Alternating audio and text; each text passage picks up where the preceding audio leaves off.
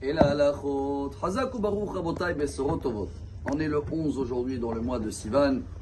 On ne peut pas démarrer notre journée sans citer hier les centaines de milliers de personnes qui ont enterré le grand rabbin de la génération d'avant d'Israël, le Rav Gershon Edelstein.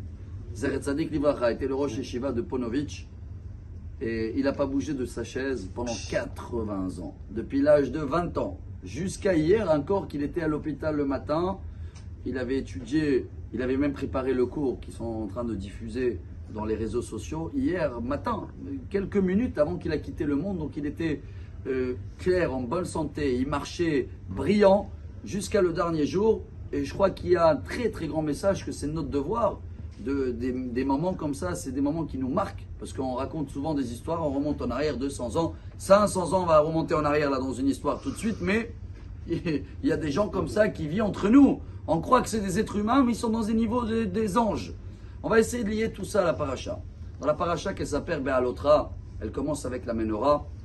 Vous connaissez tous le midrash que Rachid amène, que Aaron à Cohen, Halsha Darato, il a eu une petite faiblesse de morale, comme il avait vu que la semaine dernière, Nassau, c'était les sacrifices de tous les tribus, parce qu'ils ont fait l'inauguration du tabernacle.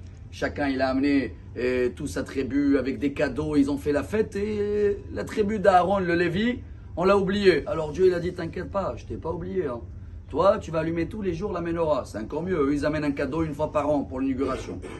Mais le Ramban, le Nachmanite, il demande, Aaron était quelqu'un de très modeste.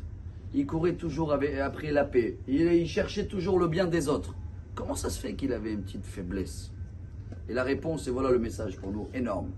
Il n'a pas eu une faiblesse de côté qui voulait faire quelque chose en plus.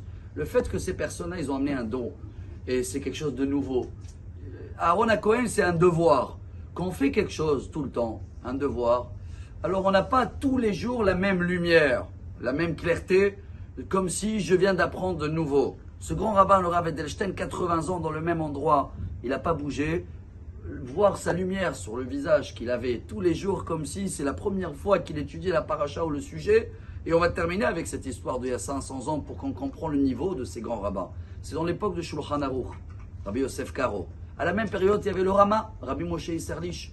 Et il avait écrit le même livre comme le Shulchan Aruch. Qu'est-ce qu'il a fait le Shulchan Aruch? Il a pris tous les résumés de tous les halachot, tous les avis et il a tranché.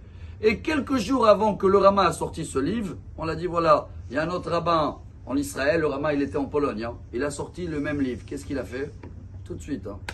Il a tout son livre, il a oublié, il a mis au Gniza, il a dit alors on prend l'autre livre, il est sorti avant moi, tout ce que j'ai travaillé, je m'annule.